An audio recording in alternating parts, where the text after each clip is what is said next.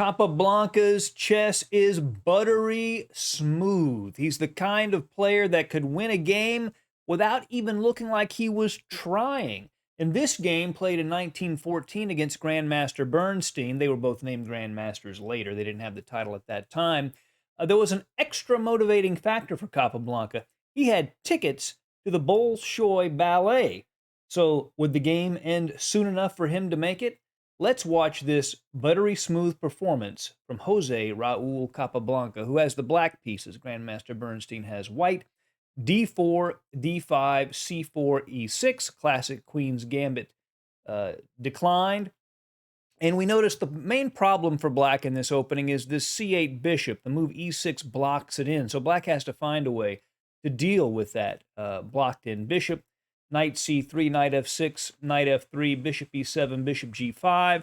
This was the way this opening was normally played back then, and still played like this now. Castling, E3, Knight B to D7, Rook to C1. White is putting the rook on the C file that he imagines will open up after a capture on D5.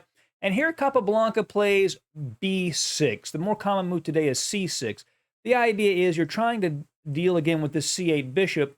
This C6 approach says this bishop will get out later, but Capablanca plays B6 to develop the bishop at B7 in an attempt to solve the problem. His opponent handles that situation quite well.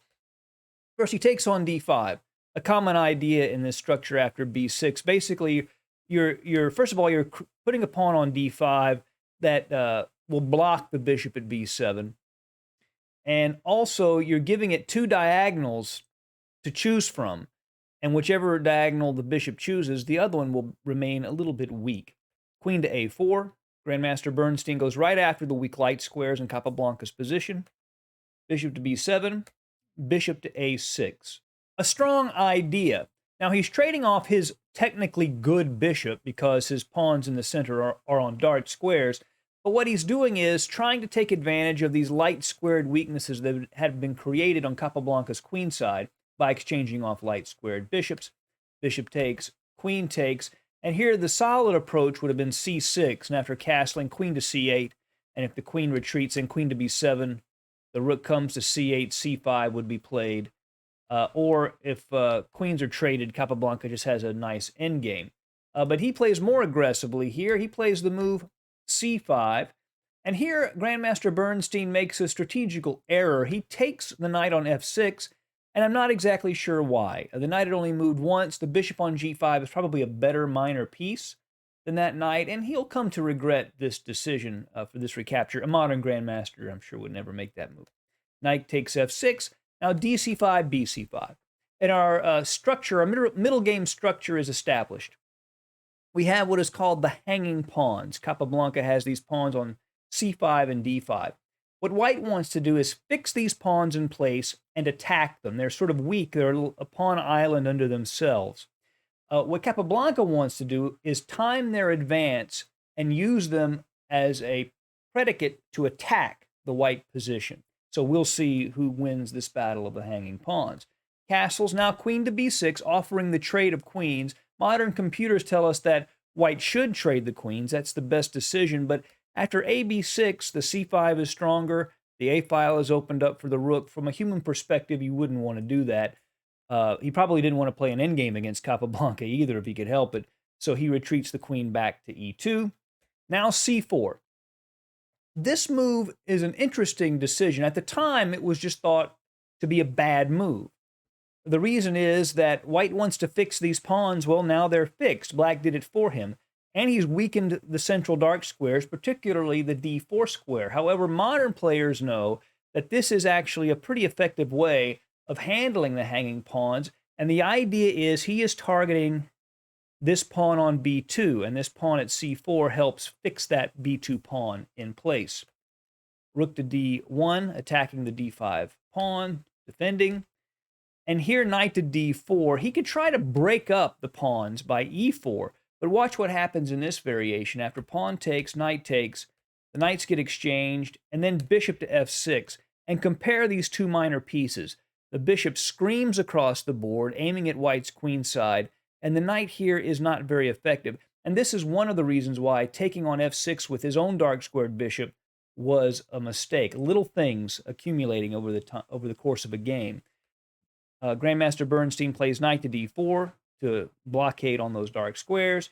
Bishop to b4 to put pressure on the knight at c3. White's best idea here is probably to play queen to c2, then play the knight at d4 back to e2, so that this is all tied up and neatly defended. But instead he plays b3, trying to put pressure on this leading pawn from the hanging pawns. But that doesn't work really well. Rook a to c8 from Capablanca. Pawn takes, pawn takes. Now this c4 pawn is weak and isolated, but also passed. So we'll see, can White blockade it and win it, or will Capablanca be able to push that pawn through to the queening square? Rook to c2, and now first thing Capablanca does, very instructive, is play bishop takes c3. He's removing the blockading knight in front of the c4 pawn. We know knights make the best blockading pieces, so he gets that piece off of the board. Rook takes c2, and now knight takes d5.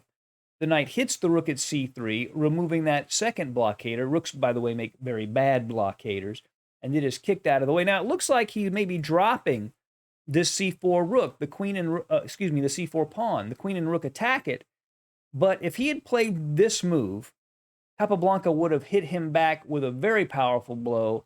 Knight to c3, forking the queen and rook. And there's no time to, say, play rook to c8 because knight takes queen is with check.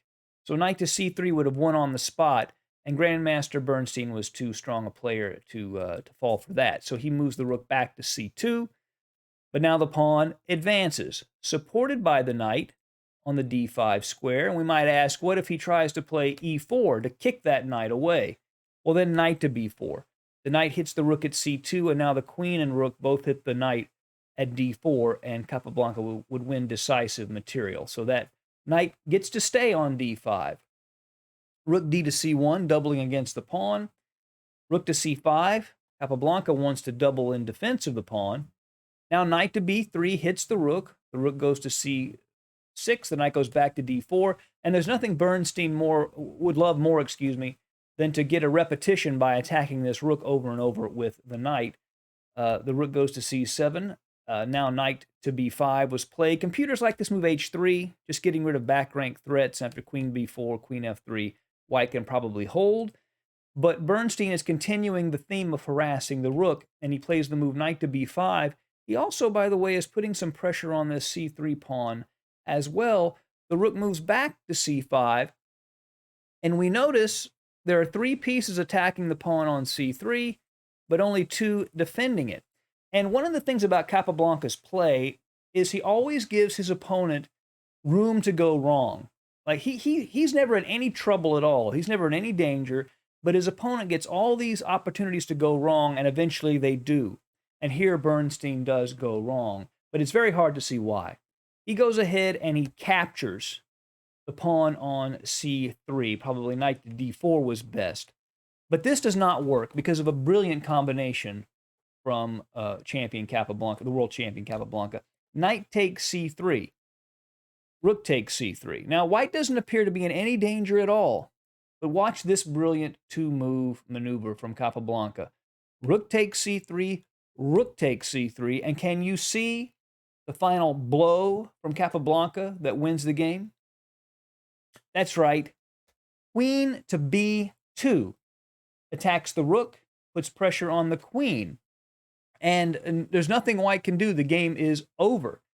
If he plays rook to c2, then queen to b1 check would force queen to f1, then just queen takes rook. If queen to e1, then just queen would take the rook. And the queen can't recapture because of the back rank mate. And if queen to b2, rook to d1 would be a checkmate. And Capablanca was able to take a horse-drawn carriage to the Bolshoi Ballet. He made it in time. A buttery smooth win from the great Jose Raul Capablanca. I hope you enjoyed it. See you again soon at Chess Dog. Goodbye.